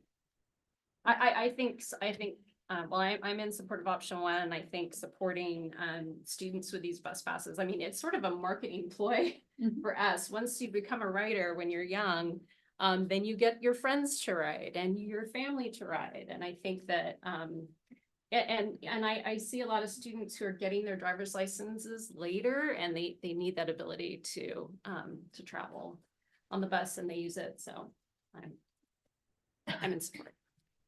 Thank you, Director Shirley. Director LeBar? I'm gonna say it sounds like a motion. If it is, I said it. And permanently just means from here on out, the program would be in place, but we would not. Subject to annual budget appropriation, so we'd put it into the budget, and then if we, saw that we didn't have the funding, there was some fiscal crisis, loss of revenue or something like that, we would come back to the board and reconsider it. And I would assume as well, we would still consider pursuing other grant opportunities that could help fund this. And then obviously keeping the data to show that there's this need that needs to be filled and. Absolutely. Right. Thank you, Director LeBar. And Director Worthy? I think just one quick comment. I think that our country is a country that utilizes cars. And unfortunately, we need to start thinking more like other countries that use, massive transit. So especially if we can start with the kids, that's the way to get going. So I also agree with option number 1 as well. Thank you. Thank you. And I have there's no other comments. Mr. Director Pacheco. I would just make a motion to approve option 1. Everybody seems that, yeah, that was my thought. So go ahead. I mean, I just have a quick comment in terms of the LC top funds. So we are no longer getting those. So that is why this has come to an end. And then as Director LeBar mentioned, also other funding opportunities that can help us with this. I know I just heard the city of Santa Cruz Metro, right, had their free bus passes for their students or their youth. And so do we know how they supported, what funding source they're using if they're not using the LC top funds? Santa Cruz has 2 local sales taxes that support transit operations, general transit operations. Monterey County has 0. We have 1 for MST rides and our special programs, but we still do not have a local source for general fixed route operations. Maybe in the future. we'll have to do some polling on that. Okay, We thank do- you for that clarifying, because I thought that was really exciting, and obviously to our discussion here, right? Students are really excited about using the bus and getting on the bus, so. I just want to say we do receive LC Top funds annually. You'll be seeing a presentation or a board report next month. We get just over $1 million a year, but we have transitioned our priorities to the zero emission fleet. And a zero emission bus is over $1 million. So that's where the money's going now. Okay, thank you for that clarification, Michelle. I just, for the public that's hearing us, obviously there is funding, but the priorities, because we do have to go into zero emissions by 2040. We're working towards that, but as everybody can hear, the need to be able to get people on the bus. We've heard two already, our seniors and our students, right, today. And that, the MST board is obviously really committed to making sure that people have that availability and accessibility for our riders that need it. So just want to make that comment. to Chair? Director Smith. We have a motion. I don't think we have a second, so I'll second the motion by Mr. Pacheco. Okay, so- Unless somebody else snuck it in there. No, so we have a motion on the floor, first by Mr. Pacheco, second by Director Smith. So all in favor, say aye. Clarification, option number one, correct? Option number Yeah. one, correct, Yes. for option number one, and that's 25,000 in MST funds, that'll be appropriated from the operating budget. Right? Correct. Okay, all in favor, say aye. Aye. Any opposed? Okay, so motion carries unanimously. Yep. Okay, so we'll move on to items to our recognition and special presentation. So today we do have our employee of the month, Stephen Bruno, purchasing agent, and the report will be provided by Lisa. Yeah. And so I just want to say thank you for sitting through the meeting here. We're almost done at the recognition piece, so. Thank you, Chair. I'm trying to act like Andrea Williams today. She couldn't be here, so I'll be presenting Stephen Bruno as the March Employee of the Month. It was really a no-brainer to recognize Stephen. He began his career here at MST in June of 2022 as the purchasing agent and has really done a fantastic job of bringing positive contributions and organization that we desperately needed in the purchasing department. So he stepped in and helped to organize our digital files in an intuitively obvious kind of a way. Too often, when someone creates their files, it's not as intuitively obvious as they should be. And he's done a fantastic job of reorganizing everything and making all the rest of our jobs easier, both at the executive leadership team level as well as our manager group. He has taken a number of procurement training sessions to support his expertise and knowledge in everything procurement through some Federal Transit Administration sponsored trainings, which is no easy task. And he's also helped to assist us with dealing with some procurement documentation issues that were around before he started with our last triennial review. So we're getting everything all straightened out because of this wonderful employee. And he's also helped with the procurement policy, which your board adopted back in December, and then followed up with a procurement manual. It's like staff's Bible for everything purchasing, whether it's materials, supplies, services, and then also did several trainings to help support the staff in making sure that we're consistent across the board. So it is my pleasure to introduce you to Stephen Bruno, who's done an outstanding job for MST, and his contributions are definitely noted.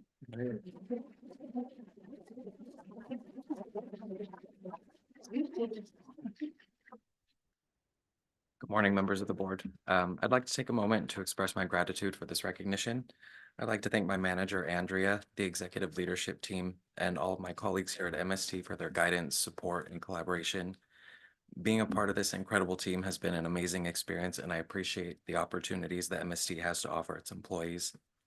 I am proud to be a part of an organization in which we work closely together to make a difference in our community. and look forward to continuing to grow in my career here at MST. Thank you. Thank you, Stephen. Stephen, as you can hear, hit the ground running and hasn't stopped since. And we are very, very grateful for all that because it makes a difference. You know, it's not our money that we spend, it's other people's money. So we have to be extra careful on how we do it. And he makes sure that we do it the right way. So with that, here's your Employee of the Month pin and your resolution and the check you've already received. So thank you so much. Can we do the next one and then we can do both and the essence of time, so that way we can get through it, so. That's the chair right there. So the next one is the 25-year service anniversary for Hector Martinez, who's our coach operator, and I'll turn this over to Mr. Marcet Henderson for the recognitions. Thank you. Yeah, please join me. Good morning, Marzette Henderson, Transportation Manager. I'm here to introduce Coach Operator Hector Martinez, who has been with us now for 25 years. He joined MST in 1999 at the turn of the century and millennium. In his former life, he was a welder, correct? Yeah, and so he came to MST because he was recruited by another coach operator, and Hector is a man of stability. He saw that MST offered a stable career with rewarding benefits, and he stuck it out with us for 25 years. He gets along well with his colleagues. I'll say he's a very enthusiastic individual. I've never seen him I've always seen him in a good mood. He's always there to greet everybody in a friendly, good mood. He's also received several recognitions since he's been with us, several certificates of appreciation for his work as a line instructor, multiple attendance awards, Coach Operator Performance Excellence Awards, commendations for safety, and 18 safe driving awards over his career. I'd say Hector is a role model, and rest assured he's safe and reliable coach operator, and we're lucky to have him. Please join me and congratulate you in recognizing Hector for 25 years of service. Remember, I want to say thank you for MST for giving me the opportunity over all these 25 years. It seemed like it was just yesterday. Thank you. One more before, I know this was a callback from last time. We wanted to make sure that we recognize Raimundo Rivera, also coach operator, and also 25 years, right? 25 years of service. Yes. Yes, so can we have him come up as well? Yeah. Yes. Thank you. Yes. Thank you, Chair. Raymond, he's been with us again since 1999, the era of Y2K. I'm just gonna bust out on my Y2K jokes now. Yeah. Raymond is a dedicated professional. He's received multiple certificates of appreciation for his contributions as a line instructor. Also, most recently for his service during the atmospheric river storms last year, where he was called upon to help mitigate the impact of the floods. He's also a two-time Employee of the Month, October 2010, and most recently in March 2019, where he is recognized not only for his participation in a zero emission event where he received many positive public comments from the public and attendees, but also for a potentially catastrophic collision when a vehicle crossed over the center divide line on Highway 1 at Moss Landing, and his defensive driving skills helped avoid potentially catastrophic collision. Needless to say, Raymond is a safe individual. He has multiple safe driving awards under his belt, receives numerous positive comments from fellow employees and the public. And I'll add that Raymond's career at MST has had a profound impact on his personal life, along with his professional life. As sort of an announcement, his youngest child recently graduated from college with a university with a medical degree. Wow. And so that's just I think a great example of how MST creates opportunities for our community multi-generationally. Thank you. So please join me in recognizing Raymond for his commitment and contributions to MST for 25 years.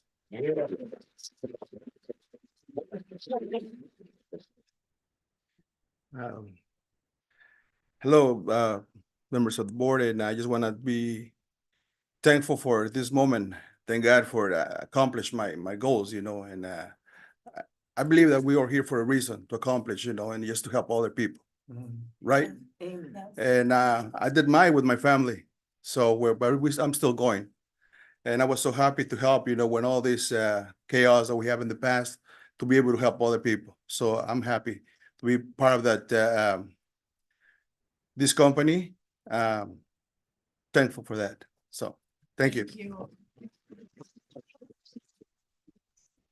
The board, we just want to thank Stephen, Hector, and Raymond for, 25 years of service, for your contributions in terms of your 2 years and the impacts that you've made already with MST. So thank you all for your leadership and your commitment to really making sure that our residents have the resources and the transit, the transit service that they need. Thank you. Yeah, thank you. Okay, board, so can we take just a photo? Yeah. Or can, Yes. and then we'll wrap it up so we can go to our closed session. Yep. Is there burritos in closed session? Absolutely not. Would they say No. absolutely not? I tried. Oh, you didn't notice? It's been on. He's gonna. I know, I have the It's just so rare. Okay. 1, 2, cheese. All right, thank you. Okay. Next. You get in the middle. That goes on the outside. You're in the middle. You're the person of honor.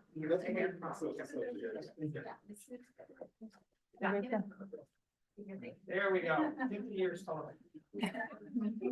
Everyone say MST. All right, thank you. Lisa, I'm pushing Andrea to next month. For time's sake, the DFOA. Oh, yeah. Since she's not here. Okay, board, thank you. So next item on our agenda is item 6-3, but we're gonna push that till next month since Andrea's not here. We'll receive a report next month. So we'll move on to item 6-4, and I'll hand this over to Carl for a quick brief presentation. Sure. On the co-operator recruitment, and that's on page 79 of your report. Just real quick, I know we're pushing for time.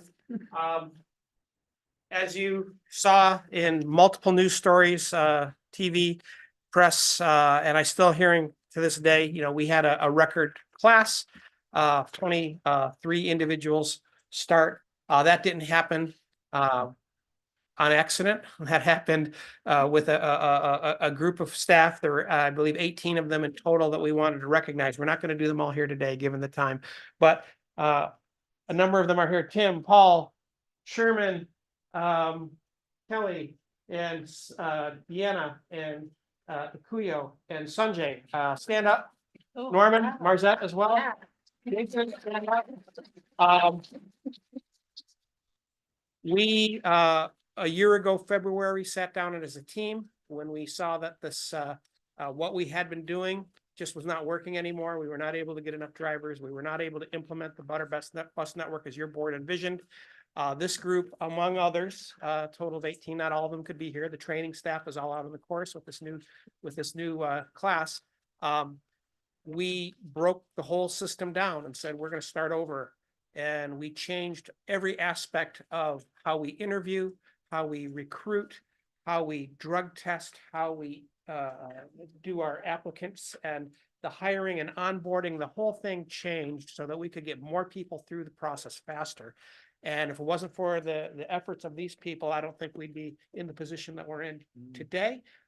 We have this giant class that we're now able to implement the Butter Bus Network as envisioned, plus react to some of the traffic conditions that are occurring so that we can do better service for our customers. And we've already got 15 applications we heard this morning.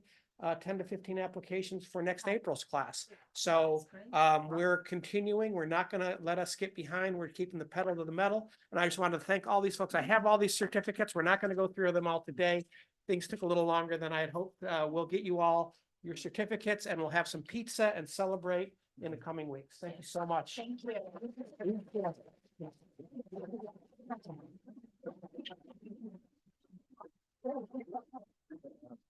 You get pizza. Mr.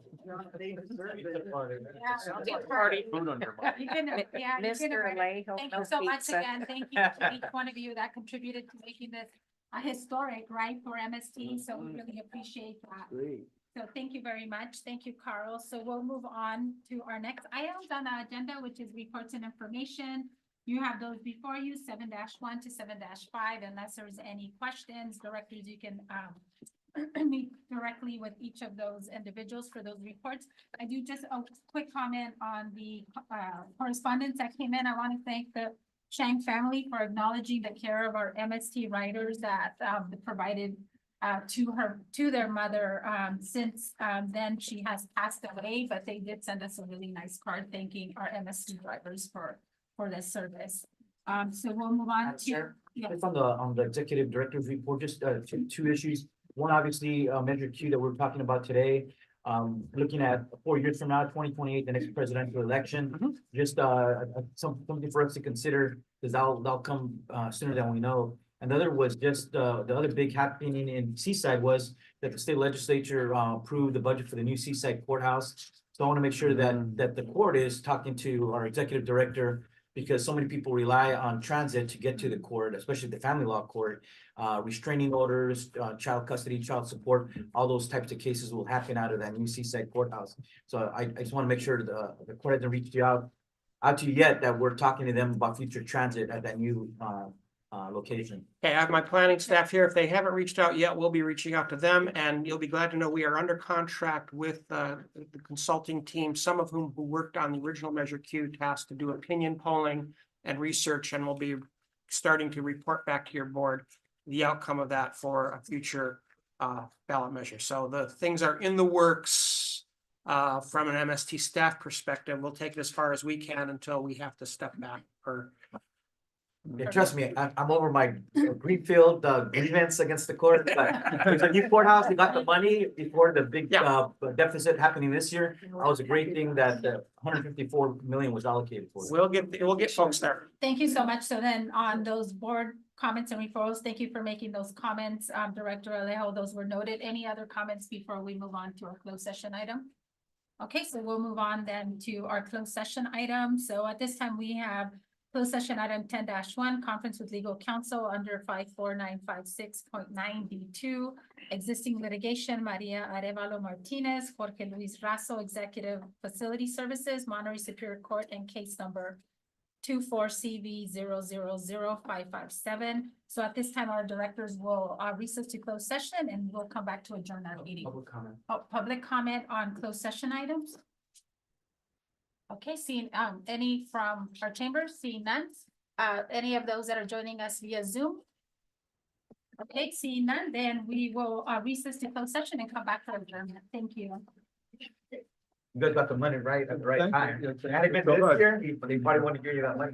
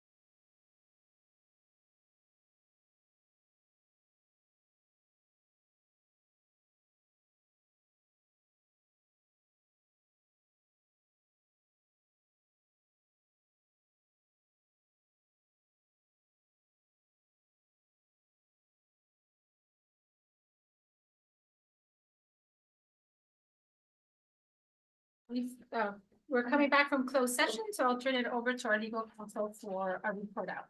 Thank you, Madam Chair. The board did meet in closed session on one item, conference with legal counsel for existing litigation. This is for case number 24 CV 0000557. Under that one item, the board did receive a status update, but there's no reportable action. And that concludes my report. Thank you so much. So before we adjourn, we do want to adjourn this meeting in memory of the victims and the families of the mass shooting in King City that killed 4 innocent people, and I do want to call their names. Maria Guzman Mendoza, 42 of King City, Alicia Ramirez Aparicio, 32 of King City, Francisco Aldape Perez, 32 of King City, Olivio Perez Peña, 32 of King City. Our hearts and our prayers are with the families and the city of King. Director Labar, we stand united with King City, and we also thank all of our first responders that were part of this that assisted the families during this tragic event. So with that, we adjourn the meeting at 12:06.